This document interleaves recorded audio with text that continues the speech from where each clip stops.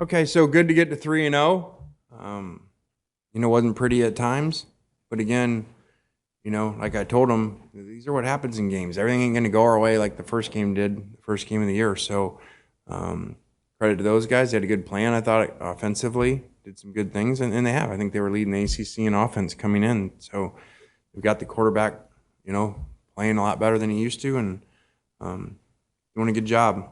I thought Jackson did some really special things today, running the ball and making people miss, running physical, and then, it was good to hit a couple explosive plays late there in the passing game. So I tell them, I don't know what's going to happen. I can't predict exactly what's going to happen with the run, pass, and the yardage. We ran the ball really well in the first half, and, they were playing deeper, and we weren't throwing the ball really well because we called more runs. So kind of what you're supposed to do when you coach. So I was glad how it ended up.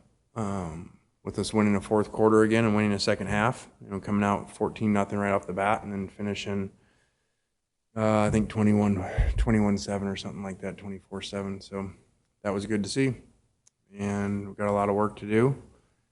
I don't think we're very pleased how we played defense, even though the points, were decent early in the game. A lot of yardage, a lot of missed tackles. So we got a lot of work to do there.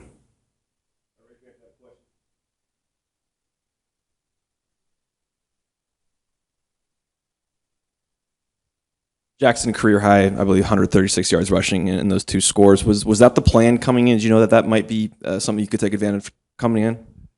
Well, some of that was last year. We ran the ball really well, and running back and quarterbacks a year ago against them, and they're a lot of the similar scheme with the same defensive coordinator. So some of that was. Obviously, you don't know that the long run's going to break like it did, and there were some short yardages there that we've been struggling a little bit in short yardage. We just want to make sure we got outside of everything and pick some up. So you did a really good job, and you got to pick up the flag, when top receiver's down. He's got 8 catches for 5 touchdowns on the year, and top tight end's down, and the running back wasn't 100%. So I commend the running back for playing. He didn't practice very much at all this week, and played physical in there, and tried to help his team win. Lane, 2 weeks in a row. I know we asked you this after Tulane last week, but came out in the second half there with adjustments and just a little bit different kind of attitude. What have you seen these 2 weeks inside that locker room that's kind of maybe seen a switch flip with your guys? Yeah, I don't have the numbers in front of me. Coming into the game, the second half was extremely lopsided how we had played, and we did it again. So got to be up there in second half and fourth quarter scoring margin in the entire country. So I don't know. I can be one of these coaches that takes all the credit and say this halftime speech I keep giving. I just think it's the players continuing to execute and making the plays better and doing better in situations. Coach, you said you got work to do. Could you be a little more specific in what areas you're most concerned with?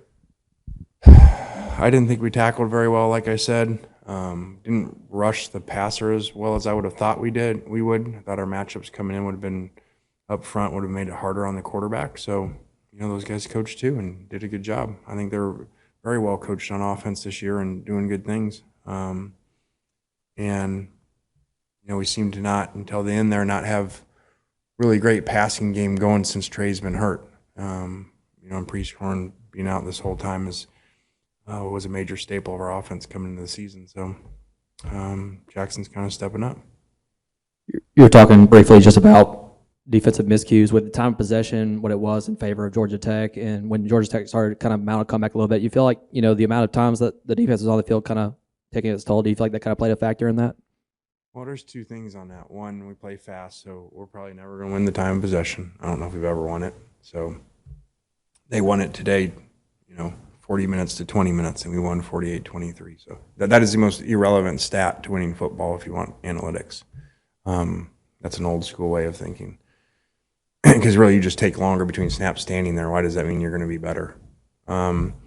So the problem is not getting off on third down.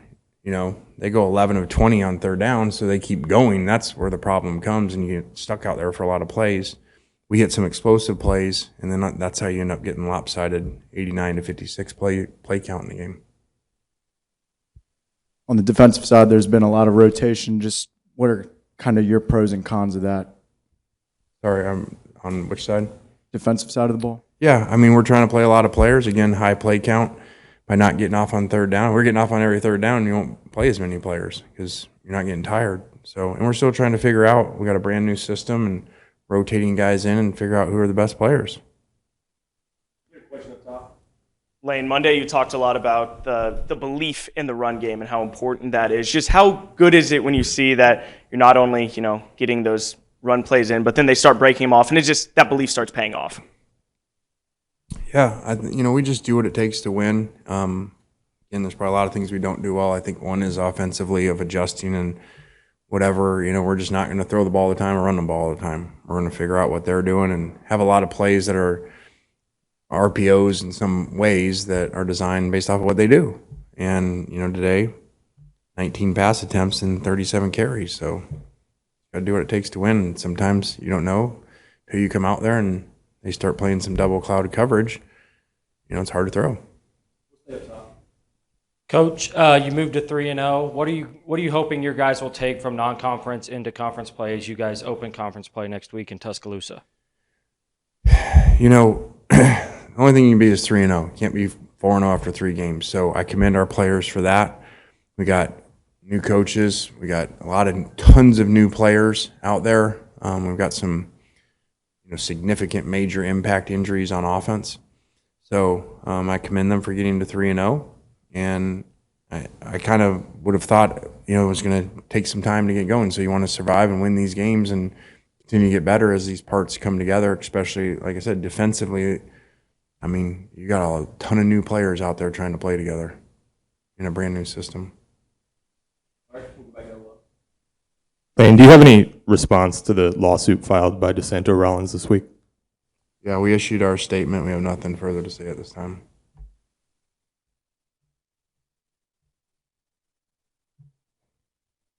Coach, of those rotational players on defense, anybody kind of stepped up for you, popped off the page? I thought Akilo Stone played pretty good today. Yeah, he's done a good job pass rushing when he's gone in there. I like when Tennyson goes in because, he had some speed in there, even though we kind of play him at linebacker. He's low undersized, but really like how hard he hits and how he runs.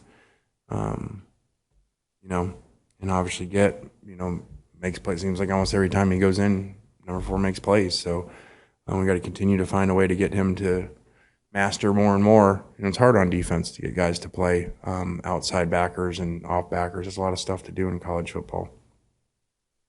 Lane, what's your assessment of the offensive line through 3 games? Do you feel like you've found the right combination of guys? I thought today was obviously much better than last week. Here it says 4 negative lost yards, only 1 yard by a running back. So that means I look at that really quick to see if you have negative runs. If you have negative runs, that usually means you're getting beat up front.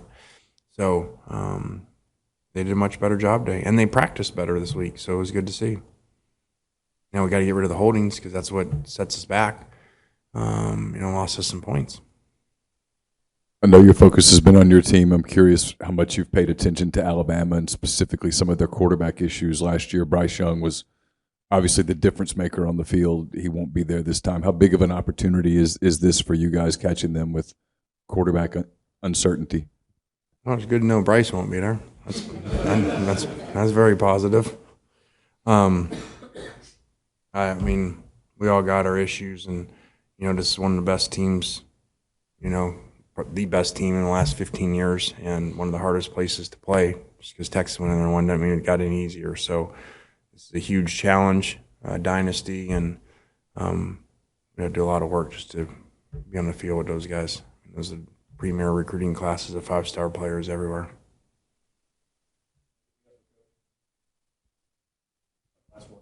Just what was conversation with Quinshawn, I guess, throughout the day, just how he felt and kind of maybe the decision to start him there?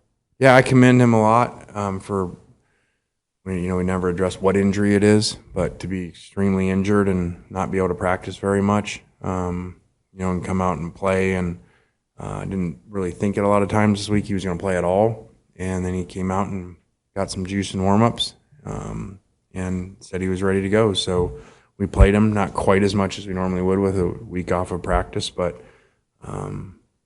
he battled in there. All right, guys, thanks.